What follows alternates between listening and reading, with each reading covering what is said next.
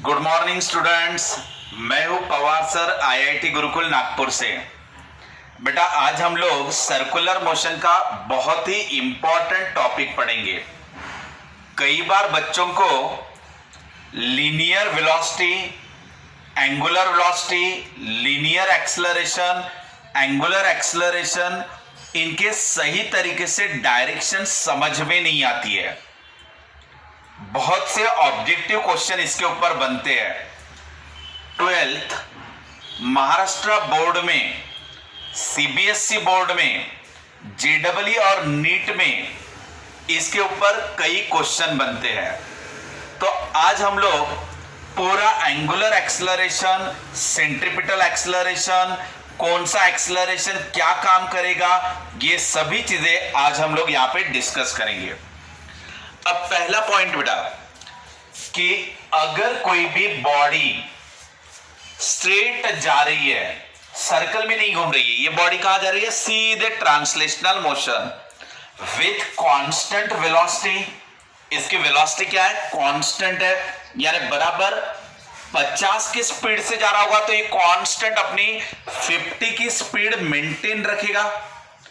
तो जब velocity change ही नहीं हो रही है तो इसका एक्सेलरेशन क्या होगा? जीरो। क्योंकि बेटा एक्सेलरेशन क्या होता है? Rate of change of velocity. जैसे ही वेलोसिटी चेंज होती है तो आप कहते हो आपने गाड़ी को एक्सेलरेट किया, क्योंकि आपने एक्सेलरेशन दिया तभी आपकी वेलोसिटी चेंज होती है। तो पहला पॉइंट, अगर ट्रांसलेशनल मोशन है विथ कांस्टेंट वेलोसिटी तो आपका एक्सेलरेशन है जीरो। ये आपका ट्रांसलेशनल एक्सेलरेशन जीरो। तो बेटा स्ट्रेट लाइन में जा रहा है तो रेडियल एक्सेलरेशन भी नहीं रहेगा, एंगुलर एक्सेलरेशन का तो सवाल ही नहीं आएगा।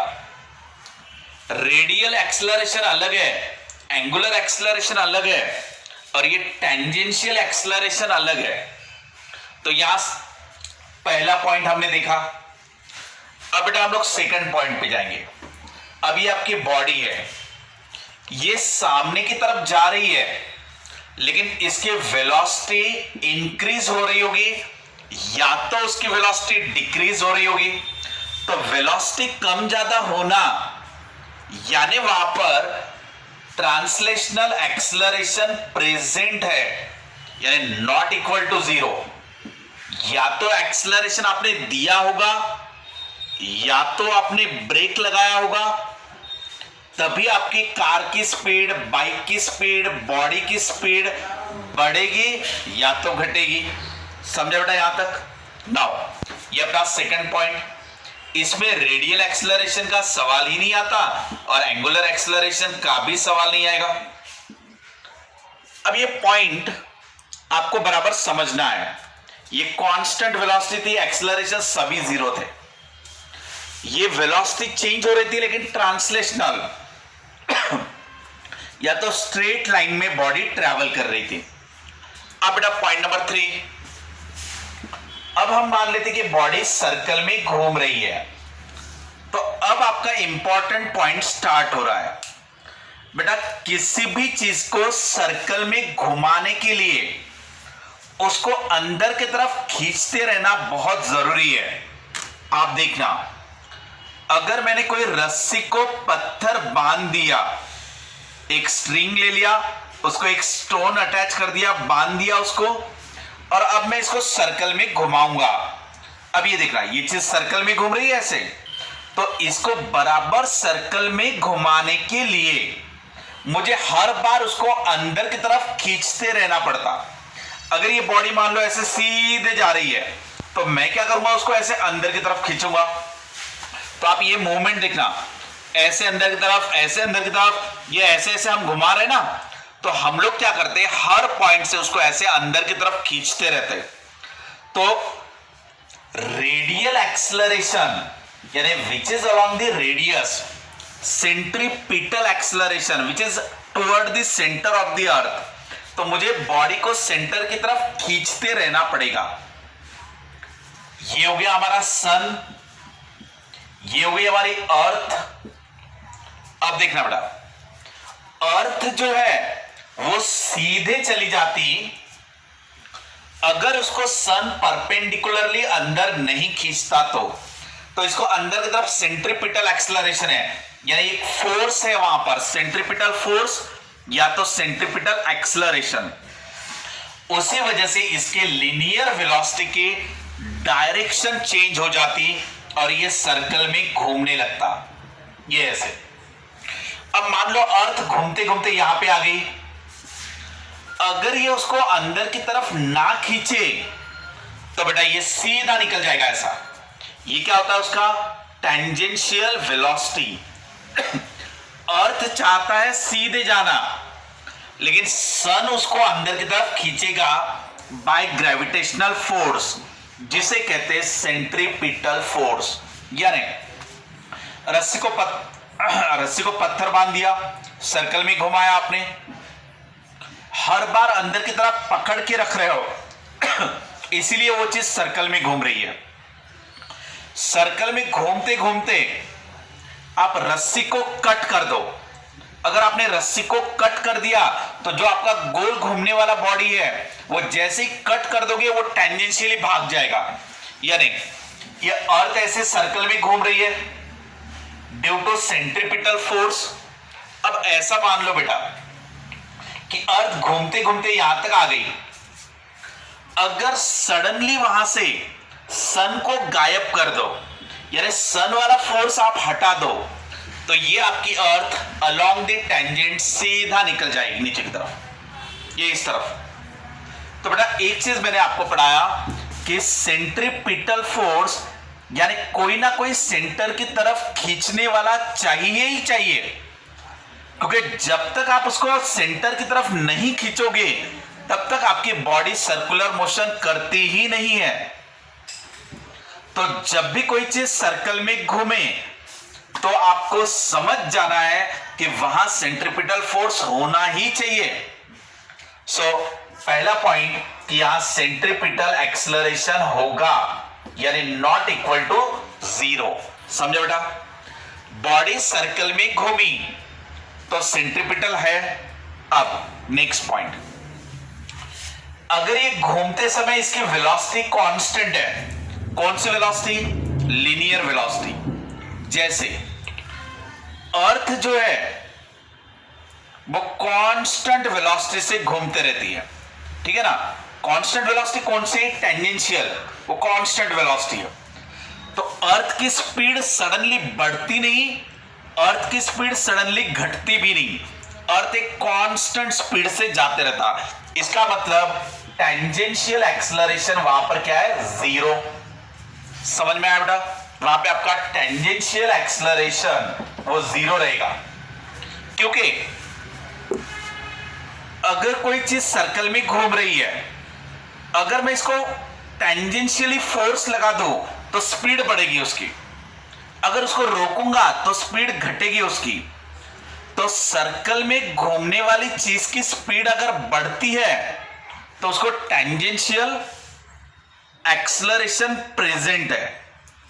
अब हमारा पॉइंट नंबर 3 क्या था हम देख लेते हैं, बराबर ध्यान देना बेटा। सर्कल में चीज घूम रही है बॉडी, सो कौन सा पॉइंट हो गया बेटा? सेंट्रीपिटल होना चाहिए, टेंजेंशियल नहीं रहेगा एक्सेलरेशन, तो इसकी वेलोसिटी क्या रहेगी? कांस्टेंट। तो ये क्या हो गया? Uniform circular motion. क्या हुआ बेटा? ये यूनिफॉर्म सर्कुलर मोशन।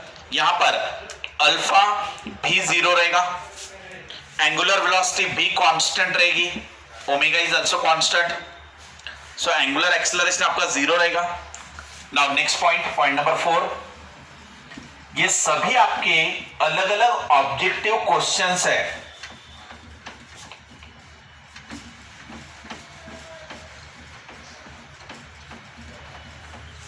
साथ ही साथ आपको ये 12th बोर्ड में भी इसके ऊपर क्वेश्चन आएंगे।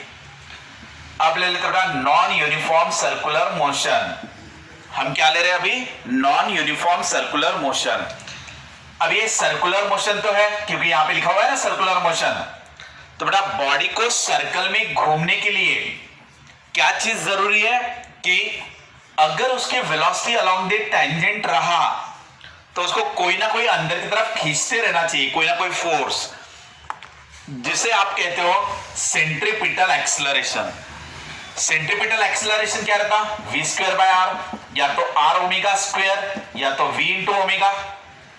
ये रहेगा आपका सेंट्रीपिटल एक्सेलरेशन। बॉडी सर्कल में घूमे तो उसको अंदर की तरफ खींचने वाला होना ही चाहिए, that is a centripetal acceleration. पहला पॉइंट क्लियर। इसके बाद अब बेटा इसकी वेलोसिटी इंक्रीज हो रही है या तो डिक्रीज हो रही, वेलोसिटी चेंज हो रही है, क्योंकि ये लिखा है नॉन यूनिफॉर्म, ठीक है ना, नॉन यूनिफॉर्म सर्कुलर मोशन, यानी इसकी वेलोसिटी कम ज्यादा हो रही है। कौन सी वाली? टेंजेंशियल। तो इसको कहीं ना कहीं आपने टेंजेंशियल एक्सेलरेशन देना पड़ेगा, इसको कंटिन्यूअसली फोर्स लगाना पड़ेगा, तब जाके इसकी टेंजेंशियल वेलोसिटी बढ़ेगी। अगर आपने ऐसे झूले देख दिए, बचपन में ऐसे झूले देखे होंगे आपने, इन झूलों में क्या रहता, जैसे आप फोर्स लगाओ तो वो झूलों की स्पीड बढ़ती है ऐसे, ठीक है ना। तो स्पीड बढ़ाने के लिए टेंजेंशियली फोर्स या तो टेंजेंशियल एक्सेलरेशन देना जरूरी होता है। सो यहां पे tangential acceleration not equal to 0। समझा बताइए। अब अगर इसकी लीनियर वेलोसिटी चेंज हो रही है तो एंगुलर वेलोसिटी भी चेंज हो रही है, और अगर एंगुलर वेलोसिटी में रेट ऑफ चेंज आ जाए तो इसका मतलब वहां पे एंगुलर एक्सेलरेशन भी है, तो यहां पे एंगुलर एक्सेलरेशन भी रहेगा, यानी नॉट इक्वल टू 0। तो नॉन यूनिफॉर्म सर्कुलर मोशन में वेलोसिटी चेंज हो रही है, linear velocity, angular velocity change हो रही है, सो टेंजेंशियल एक्सेलरेशन रहेगा, सेंट्रीपिटल एक्सेलरेशन भी रहेगा। समझ में आ गया बेटा यहां तक? ये हो गया अपना पॉइंट नंबर 4। अब हम लोग लेते हैं पॉइंट नंबर 5। सर्कुलर मोशन में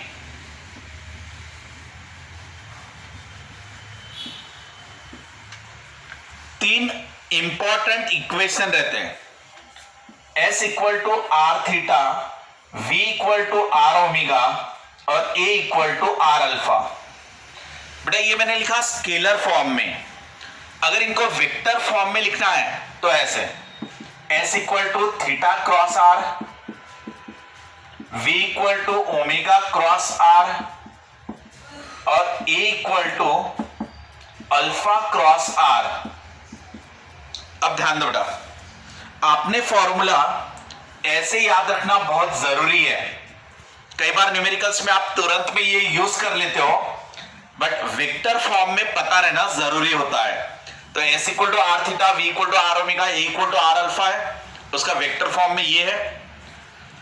अब इन इक्वेशन को, इन फॉर्मूलेस को हम लोग समझते थोड़ा। बेटा ये S यानी क्या? Linear displacement. अगर पार्टिकल सर्कल में घूम रहा है, ये ऐसे, तो बेटा जब पार्टिकल आपका A पोजीशन से B पोजीशन पे जाएगा तब उसने कितना लीनियर डिस्टेंस कवर किया, उसे S कहते हैं। S यानी क्या? Linear distance covered by the particle along the circular path. So ये हो गया बेटा आर्क लेंथ, ये क्या हुआ तुम्हारा? रेडियस, और ये क्या हुआ तुम्हारा? Angle covered. सो यहां पर स्केलर फॉर्मेट में ये एंगल हो गया, ये रेडियस हो गया, ये आर्क लेंथ हो गया। सो S इज आर्क लेंथ, ये हो गया एंगल, ये हो गया रेडियस। अब इनको वेक्टर फॉर्म में देखना है विथ डायरेक्शन, ठीक है ना। तो बेटा हम लोग ये मान लेते पार्टिकल सर्कल में घूम रहा है ऐसे, ठीक है। अब बेटा ये पार्टिकल यहां से यहां पर गया, ठीक है ना, ये एंगल क्या है अपना? थीटा। अब मुझे रेडियस कैसे दिखाना चाहिए? तो कभी भी बेटा रेडियस क्या रहता है, यहां पे ये आर को रेडियस से ज्यादा पोजीशन वेक्टर कहो तो और भी क्लियर और अच्छे से होगा और क्लियर होगा। पोजीशन वेक्टर बोले तो क्या? ये मार्कर कहां पर है? ये हुआ मेरा ओरिजिन, ठीक है ना, शोल्डर, ये ओरिजिन मान लो। अब मैं क्या कहूंगा कि कोई भी पेन कहां पर है, तो मैं ऐसे बताऊंगा इस तरफ है।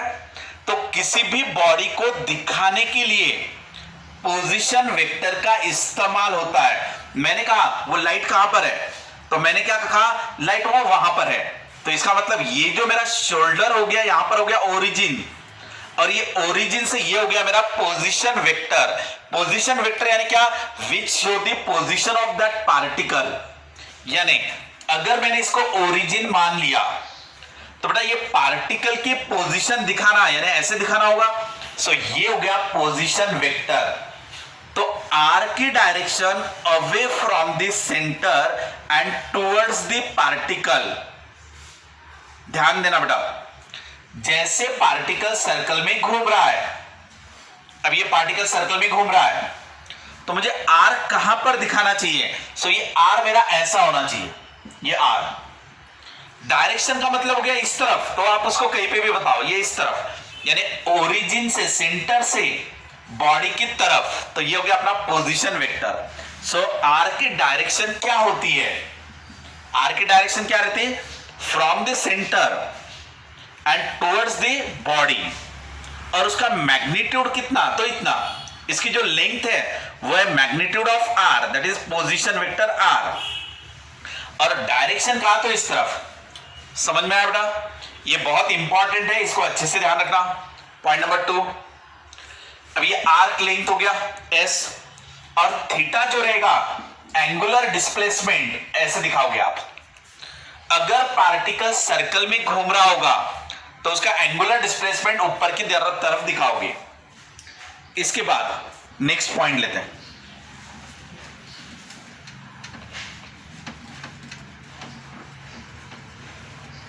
ये टॉपिक सर्कुलर मोशन को समझने के लिए बहुत इंपॉर्टेंट है, ठीक है, अच्छे से ध्यान रखना पूरी चीजों पे।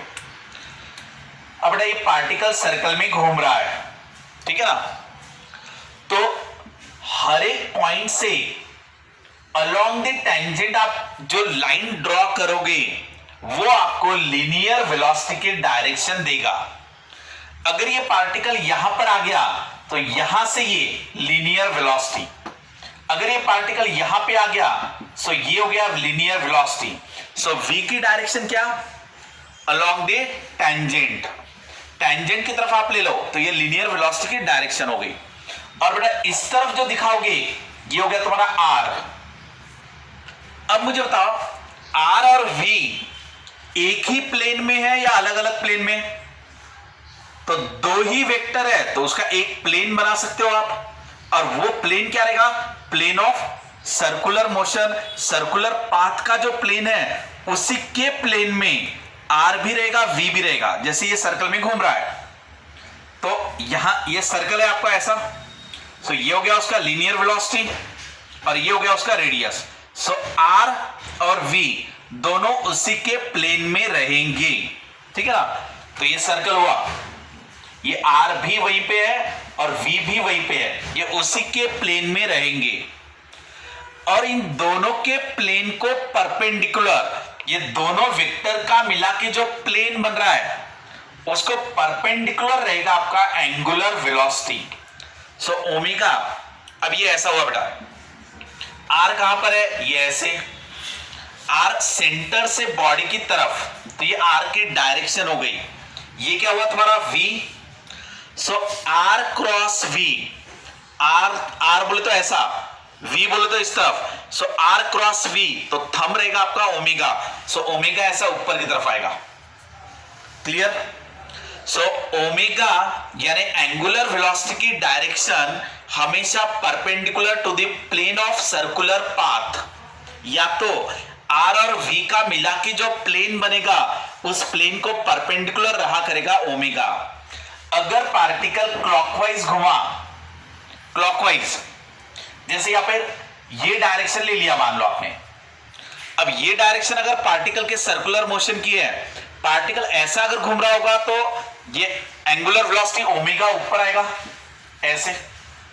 और अगर पार्टिकल ऐसा घुमा, अब आपका पार्टिकल ऐसे घूम रहा है, सो अगर ऐसे घूमेगा तो थंब नीचे की तरफ आएगा, सो ये नीचे की तरफ आ गया ओमेगा। सो ओमेगा की डायरेक्शन हमेशा याद रख लेना, it is perpendicular to the plane of circular motion, ये सर्कुलर प्लेन, ये सर्कल है, इसका प्लेन है, इसके परपेंडिकुलर रहेगा ओमेगा, या तो ऊपर की तरफ या तो नीचे की तरफ। Right hand thumb rule, curled fingers को ऐसे घुमा देना, पार्टिकल ऐसा घूम रहा होगा तो ऐसे ले लेना, थंब आपको ओमेगा दे देगा। अगर ये पार्टिकल ऐसा घूम रहा होगा तो ये आपका ओमेगा हो जाएगा। यहां तक क्लियर है? Now next point, V equal to r omega.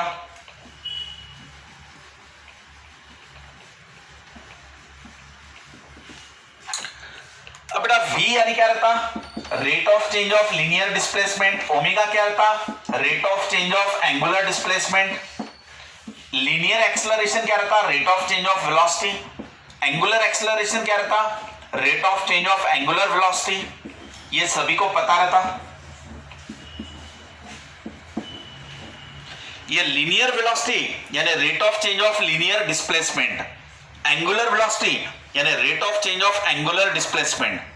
कितना डिस्टेंस चेंज की हुआ कितने समय में, कितना डिस्टेंस कवर किया कितने समय में यानी लीनियर वेलोसिटी, कितना एंगल कवर किया कितने समय में यानी एंगुलर वेलोसिटी, कितना वेलोसिटी चेंज हुआ कितने समय में यानी लीनियर एक्सेलरेशन या लीनियर वेलोसिटी, और कितना एंगुलर वेलोसिटी चेंज हुआ कितने समय में यानी एंगुलर एक्सेलरेशन।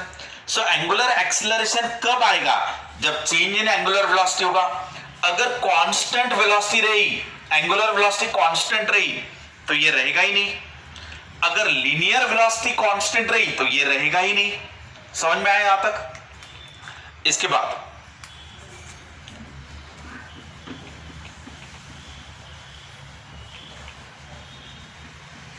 नेक्स्ट पॉइंट लेते हम लोग एक्सेलरेशन के बारे में। अब हम लोग लेते हैं यूनिफॉर्म सर्कुलर मोशन। ठीक है, यूनिफॉर्म सर्कुलर मोशन का कोई हेडेक नहीं है ज्यादा। पार्टिकल सर्कल में घूम रहा है, सर्कल में घुमा तो अंदर खींचने वाला सेंट्रीपिटल एक्सेलरेशन होना ही चाहिए। यूनिफॉर्म वेलोसिटी है तो वेलोसिटी आपकी कांस्टेंट है। अगर वेलोसिटी कांस्टेंट है तो टेंजेंशियल एक्सेलरेशन तुम्हारा जीरो है। यहां तक आ गया सबको क्लियर? नाउ अब हम लिख लेते हैं नॉन यूनिफॉर्म सर्कुलर मोशन। तो इसका मतलब वेलोसिटी चेंज हो रही है, यानी ये वेलोसिटी चेंज होगी, लीनियर वेलोसिटी। अगर लीनियर वेलोसिटी चेंज हो रही है तो स्पीड कम ज्यादा करने के लिए टेंजेंशियल फोर्स या एक्सेलरेशन होना ही चाहिए, नॉट इक्वल टू जीरो। अब ये हो गया बेटा आपका टेंजेंशियल एक्सेलरेशन, ये हो गया आपका रेडियल एक्सेलरेशन। रेडियल एक्सेलरेशन यानी सेंट्रीपिटल, क्योंकि सेंट्रीपिटल यानी सेंटर की तरफ खींचने वाला, और वही यानी radial acceleration along the radius. Now tangential और सेंट्रीपिटल दोनों को मिला के नेट एक्सेलरेशन इस तरफ आएगा, क्योंकि ये हो गया आपका टेंजेंशियल एक्सेलरेशन, ये हो गया आपका सेंट्रीपिटल एक्सेलरेशन, और दोनों का मिला के नेट एक्सेलरेशन इस तरफ रहेगा। सो नेट एक्सेलरेशन कैसे निकालोगे? So under root of centripetal acceleration का स्क्वायर प्लस टेंजेंशियल एक्सेलरेशन का स्क्वायर। ये भी सभी को पता है, एक बार और देख लो बेटा। अगर नॉन यूनिफॉर्म है, नॉन यूनिफॉर्म सर्कुलर मोशन, तो सेंट्रीपिटल या रेडियल एक्सेलरेशन रहेगा, टेंजेंशियल एक्सेलरेशन भी रहेगा, और दोनों का मिला के टोटल एक्सेलरेशन ये बनेगा नेट एक्सेलरेशन। वो आ जाएगा अंडर रूट ऑफ रेडियल या तो सेंट्रीपिटल एक्सेलरेशन का स्क्वायर प्लस टेंजेंशियल एक्सेलरेशन का स्क्वायर। बेटा ये रेडियल एक्सेलरेशन कैसे लेते हैं? ये रहेगा v स्क्वायर बाय आर, या तो r ओमेगा स्क्वायर या तो v इंटू ओमेगा। और टेंजेंशियल एक्सेलरेशन क्या रहेगा? dv by dt। dv by dt करोगे तो tangential acceleration, because tangential acceleration is responsible for rate of change of velocity, linear velocity, इसलिए इसका मीनिंग इसी के साथ है। ये तुम्हारा सेंट्रीपिटल एक्सेलरेशन ये स्पीड को चेंज नहीं करता, इसका काम है सिर्फ बॉडी को सर्कल में घुमाना। समझ में आया बेटा? Centripetal acceleration is always perpendicular to velocity, और ये वेलोसिटी को अगर कोई फोर्स परपेंडिकुलर है तो सिर्फ वो डायरेक्शन को चेंज करता, उसके मैग्नीट्यूड को चेंज नहीं करता। तो ये सेंट्रीपिटल एक्सेलरेशन सिर्फ सर्कुलर मोशन परफॉर्म कराएगा। लेकिन उस बॉडी के स्पीड को छेड़खानी नहीं करेगा, उसको ना तो बढ़ाएगा ना तो घटाएगा। समझा यहां तक? चलो अब नेक्स्ट पॉइंट। तो फिर एंगुलर एक्सेलरेशन क्या चीज है? अब ये बॉडी सर्कल में घूम रही है, यानी इसको एंगुलर वेलोसिटी है। अगर एंगुलर वेलोसिटी भी चेंज हो रही है तो एंगुलर एक्सेलरेशन आएगा अल्फा। अब rate of change of angular velocity यानी एंगुलर एक्सेलरेशन। समझा बेटा? तो जब भी पार्टिकल की एंगुलर वेलोसिटी भी चेंज होने लगे तो एंगुलर एक्सेलरेशन अल्फा वहां पर आएगा। अब देखना बेटा ध्यान से, omega is always perpendicular to the plane, और ओमेगा के साथ ही अल्फा रहेगा अगर इंक्रीजिंग वेलोसिटी रही तो। यानी ये सर्कल ऐसा घूम रहा है ना, तो ये ऐसा घूम रहा है तो ओमेगा कहां पर है? ऊपर, और उसी के तरफ कौन है? अल्फा। दोनों सेम ही तरफ है क्योंकि ये ओमेगा इंक्रीजिंग है। लेकिन अगर सर्कल में ऐसा घूम रहा है पार्टिकल ऐसे घूम रहा है, तो ऐसा अगर घुमा तो ओमेगा तो उसको परपेंडिकुलर होना ही चाहिए by right hand thumb rule. लेकिन अगर इसका ओमेगा डिक्रीजिंग है तो आपका जो अल्फा रहेगा वो नीचे की तरफ आएगा, ये अल्फा। ये दोनों पॉइंट को अच्छे से समझना। पार्टिकल ऐसा घूम रहा है तो ओमेगा आपका ऊपर ही रहेगा दोनों समय, ठीक है? लेकिन ये इंक्रीजिंग है तब ये सेम डायरेक्शन में होगा। अगर ओमेगा डिक्रीजिंग है तब ये अपोजिट डायरेक्शन में चले जाएंगे। इसके बाद के 2 पॉइंट और इंपॉर्टेंट है।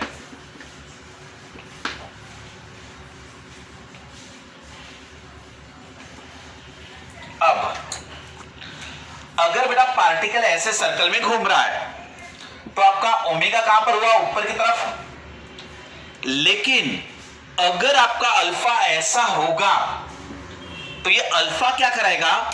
ये जो अल्फा है एंगुलर एक्सेलरेशन, ये इस ओमेगा को घुमाते हुए इसके तरफ लेके आ जाएगा। यानी ये अल्फा ओमेगा की डायरेक्शन को चेंज करेगा, ओमेगा की डायरेक्शन को चेंज करके वो अपने साथ ला लेगा, ये ऐसे। तो ये जो सर्कल का प्लेन है वो ऐसा हो जाएगा। यानी अगर अल्फा ओमेगा के डायरेक्शन के साथ नहीं रहा तो ये जो एक्सेलरेशन है, ये जो फोर्स है, वो एक्सेलरेशन या फोर्स ये सर्कल को ऐसे घुमाते हुए उसके साथ लेके आ जाएगा। यानी ओमेगा और अल्फा सेम डायरेक्शन में बना लेगा। लेकिन अगर ये पार्टिकल ऐसे सर्कल में घूम रहा है, ओमेगा कहां है बेटा? ऊपर।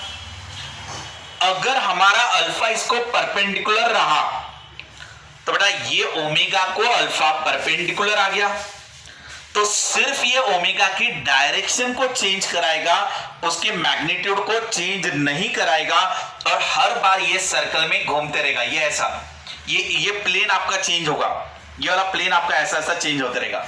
क्योंकि ये जब ऐसा आ जाएगा तो ओमेगा आपका ऐसा हो जाएगा, और ओमेगा ऐसा हो गया तो अल्फा तुम्हारा ऐसा हो जाएगा।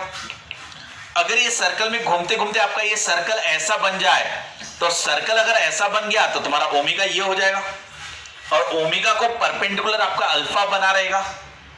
सेम उसी तरीके से जैसे पार्टिकल सर्कल में घूम रहा है, तो ये क्या है बेटा? तुम्हारा सेंट्रीपिटल एक्सेलरेशन, ये है तुम्हारी लीनियर वेलोसिटी। तो ये सेंट्रीपिटल एक्सेलरेशन उसको हर बार सेंटर की तरफ खींचते रहेगा, और linear velocity along the tangent रहती जाएगी। ये linear velocity along the tangent, centripetal acceleration is toward the centre. ये ऐसा सर्कल है तो हर बार अंदर की तरफ खींचते रहेगा। ये हर बार अंदर की तरफ कौन खींच रहा है? सेंट्रीपिटल या तो रेडियल एक्सेलरेशन, और हर बार लीनियर वेलोसिटी उसको परपेंडिकुलर है। ये लीनियर वेलोसिटी हर बार उसको परपेंडिकुलर रहेगी। लीनियर वेलोसिटी का मैग्नीट्यूड ये चेंज नहीं कर सकता, लेकिन हां इसकी डायरेक्शन को चेंज कर रहा है। सेम उसी तरीके से ये हुआ। तो यहां पे हमने 3 पॉइंट्स पढ़े। ओमेगा अल्फा के साथ रहेगा, ओमेगा अल्फा के अपोजिट भी रह सकता, ओमेगा और अल्फा इंक्लाइंड भी रह सकते, तब ये इसके प्लेन को ही रोटेट करा देगा। ओमेगा और अल्फा परपेंडिकुलर भी रह सकते, तो ऐसे अलग अलग सिचुएशन आज हम लोगों ने पढ़े। बेटा आज हम लोगों ने linear displacement, angular displacement, linear velocity, angular velocity, linear acceleration, angular acceleration, ये सभी पॉइंट्स पढ़े।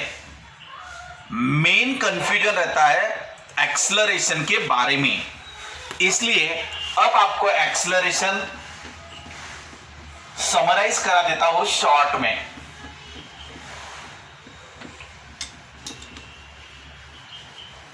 बस एक 2 मिनट में हम लोग कवर कर लेते ये चीजें। एक्सेलरेशन, इसके 3 टाइप बना लेते हैं। एक centripetal that is radial acceleration, एक टेंजेंशियल एक्सेलरेशन और एक एंगुलर एक्सेलरेशन। बेटा ये एक्सेलरेशन, इसके 2 टाइप, एक लीनियर और एक एंगुलर, ठीक है। सो ये एंगुलर एक्सेलरेशन जो है वो rate of change of angular velocity से रिलेटेड है।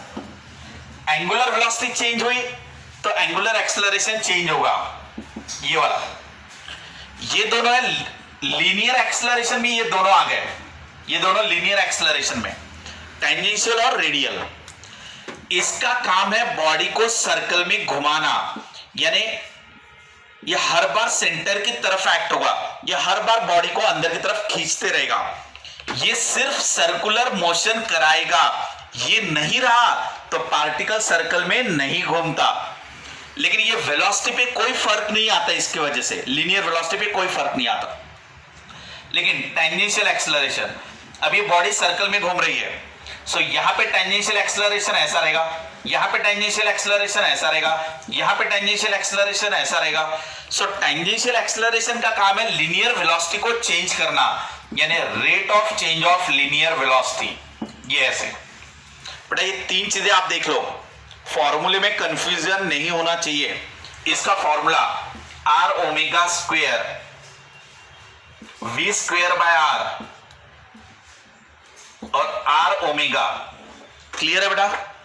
सो यहां पर फॉर्मूले देखो, टेंजेंशियल एक्सेलरेशन यानी rate of change of linear velocity, linear velocity को चेंज करने वाला यानी टेंजेंशियल एक्सेलरेशन, एंगुलर वेलोसिटी में चेंज होना यानी एंगुलर एक्सेलरेशन, और बॉडी को सर्कल में घुमाने के लिए अंदर की तरफ खींचते रहना या फोर्स लगाते रहना यानी centripetal acceleration which is along the radius, तो ये रेडियल एक्सेलरेशन।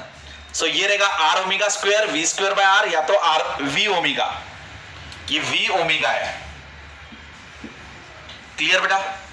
इसके बाद इन दोनों को कंबाइन किया जा सकता है अगर नॉन यूनिफॉर्म सर्कुलर मोशन रही तो, यानी अगर पार्टिकल सर्कल में घूम रहा है तो ये हो गया तुम्हारा रेडियल एक्सेलरेशन, ये हो गया तुम्हारा टेंजेंशियल एक्सेलरेशन, और इसको परपेंडिकुलर रहेगा अल्फा, समझा। और ये जो है ये एक ही प्लेन में है, टेंजेंशियल और रेडियल, इनका मिला के टोटल एक्सेलरेशन ये रहेगा नेट एक्सेलरेशन। और नेट एक्सेलरेशन किसका निकालोगे आप, इन दोनों का, under root of a r का स्क्वायर प्लस ए टी का स्क्वायर। क्लियर है अभी बेटा आप सभी को। आज हम लोगों ने सर्कुलर मोशन को समझने की कोशिश की। अगर आपको कोई भी डाउट्स रहते हैं तो आप डाउट्स मुझे ग्रुप पे मैसेजेस भेज सकते हो, मैं आपको अगले लेक्चर में उसको और क्लियर कर दूंगा अगर आपको कोई डाउट्स रहे तो। ओके बेटा, thanks to all of you.